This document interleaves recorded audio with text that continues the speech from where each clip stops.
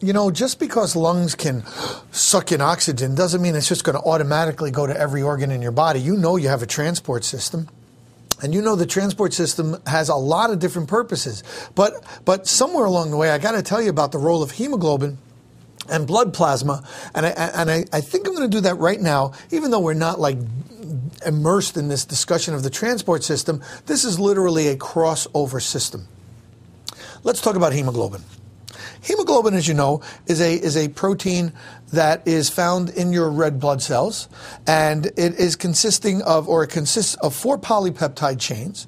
Each chain has a heme group, which is the center of which is iron. And it is the iron which gives hemoglobin its magic abilities to pick up oxygen as it diffuses across the membranes of the alveoli. So I guess to breathe, or I guess the thing we got to start out with, number one, is you take in the air and oxygen diffuses across the alveoli membrane because there's a concentration gradient. And then you need a molecule that's tough enough to pick up that oxygen and yet will give it up when needed.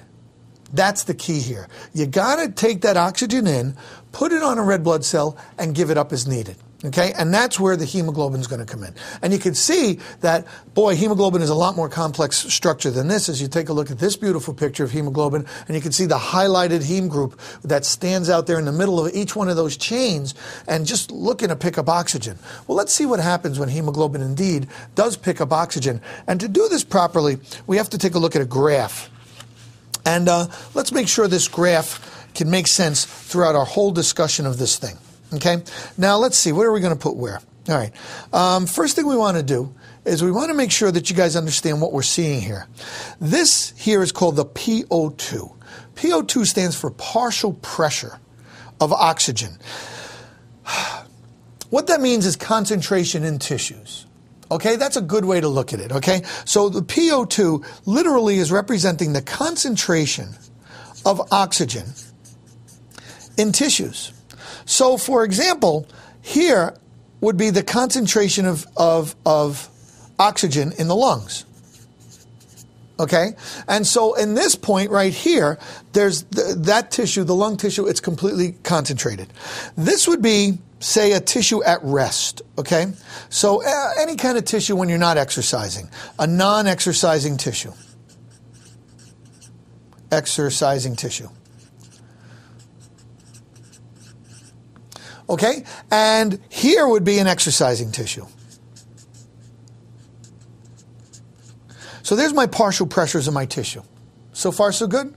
In other words, their need, another way to say that is, it represents their need of oxygen. Right? So you're doing aerobic respiration. And obviously your lungs don't need a whole lot of oxygen. Your non-exercising tissue has a fair amount of need of oxygen because its concentration of oxygen is low. And exercising tissue, it's way low. All right. Now, over on this axis, we're going to be talking about how saturated hemoglobin is. So oxygen saturation of hemoglobin. Well, once again, hemoglobin is very saturated up in here, okay? And look what's happened. And now we get to what's going on. All right, let's look at some numbers. Here is what hemoglobin does. Now, do you know anything about an aspect of proteins called cooperativity? You should, and if you don't, you may want to look it up. I'll give you a quickie review of it. What it simply means is this. Some enzymes work in groups, say groups of 4, say like a hemoglobin molecule, which isn't an enzyme, but it's going to work nevertheless. And when that thing, and there were inactive and active forms. And when one, and quite often we pictured these as coming in groups of the one you can look up has groups of 4. And what it showed was this, that when one of the protein molecules bound with a substrate, it made the other 3 much more likely to bind with that substrate. So in essence, it was a cascading effect. Once you bound one to the substrate, the other 3 bound too also. All right. That is the way hemoglobin works. So if you get one of these to bond, you actually get all 4 to bond. So a saturated hemoglobin molecule in a red blood cell has all 4 heme groups filled.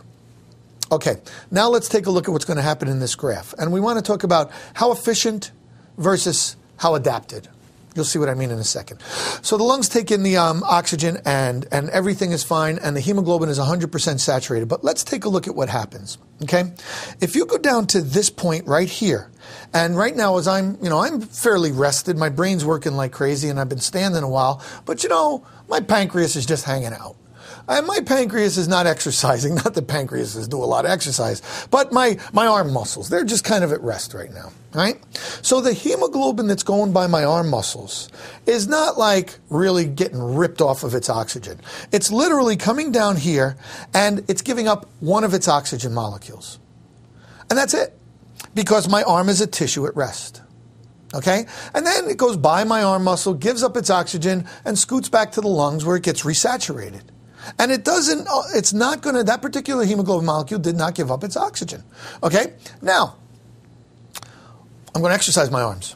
All right? And now my arms really need hemoglobin. They really need oxygen. And now they're no longer tissues at rest. So what's going to happen now? You see, now what can happen is they're exercising tissue and they're going to have a greater affinity for the hemoglobin, in other words, for the oxygen. So now what's going to happen is their partial pressure is dropping, their concentration of oxygen is dropping, and my hemoglobin is going to get its oxygen ripped off of it because of the need for my tissues, and it's all to do with partial pressures, which is why we learn about partial pressures in chemistry, so we can learn biology.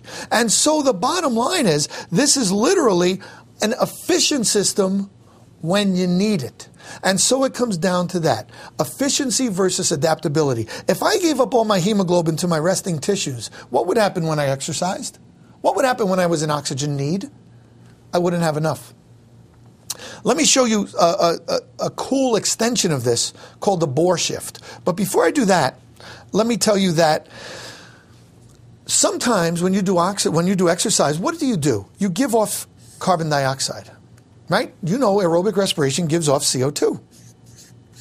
And you know that CO2 plus water, if you know your biochemistry, you'll remember this. CO2 plus water forms an acid, carbonic acid. So what does that cause to happen? That causes the blood, the plasma, to drop its pH because it's getting more acidic. So I want to show you a shift called the Bohr shift, which happens in hemoglobin, and it's really quite interesting. Okay, what we have here, we're going to keep the same graph, or the same axes, partial pressure of hemoglobin, and let's take a look at what happens.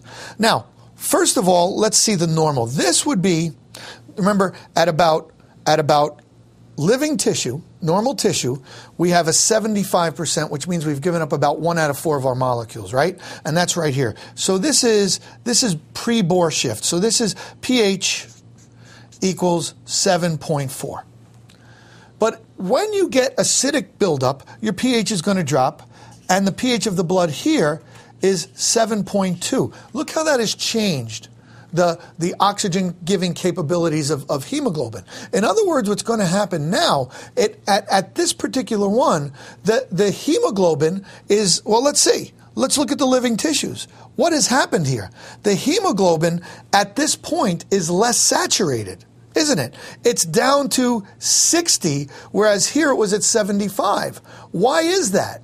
Well, think of the message you're sending. When you have a buildup of CO2 and you have a buildup of acid, what does that mean? It means you're exercising a lot. And if you're exercising a lot, what does that mean? You need oxygen. And when you need oxygen, what does that mean? You're going to rip it off hemoglobin. So this Bohr shift is literally your way of getting more oxygen off of your hemoglobin, and it's part of the biochemical nature of hemoglobin. That's very cool stuff. Let me tell you about one more thing. Let me tell you about myoglobin. Myoglobin is another protein, a little bit like hemoglobin, but it holds the oxygen still harder. So if I were going to add myoglobin to this scale, it's not going to be perfect on the axis, but let me show you the general tendency. It's a single-chain polypeptide. It holds oxygen harder than hemoglobin, and it's used and stored in muscles. It's particularly used in muscles. So it's a special form of globin found in muscles. And look at this graph. This is much higher. Why? It holds its oxygen more. Why? Well, think about this. At exercise, which muscles do all the time, it's going to, see, it's going to give up its oxygen less readily until you need it, and then because it's there in the muscles, it's there to give up its oxygen. And so myoglobin is a specialized pigment that's going to give up its oxygen to things when they really need it. You know, and it differs from organism to organism. For example, if I were to add fetal hemoglobin to this chart, fetal hemoglobin holds its oxygen a little bit more than maternal hemoglobin. And here's the best one. I love this one. Think of creatures that live high in the air where there's very little oxygen. So that creature, high in the air, high in the mountains, where there's very little oxygen, that creature is going to have a hemoglobin that's going to hold its oxygen harder because its tissues are going to be different. And a llama's hemoglobin is right up here. Okay, so a llama's hemoglobin is going to get rid of its oxygen at still different partial pressures than the other ones. Very cool stuff. Seals, whales, man, they are loaded with myoglobin, and that's why they can dive way deep. They have their spleen. Their spleen holds 5 liters of blood, so they're loaded with hemoglobin. They're loaded with myoglobin. They can hold their breath for an awfully long time. So I just want you to know that it's the oxygen carrying that is so important. But let's not forget carbon dioxide. How do we get carbon dioxide out of our body? I'll tell you that one next.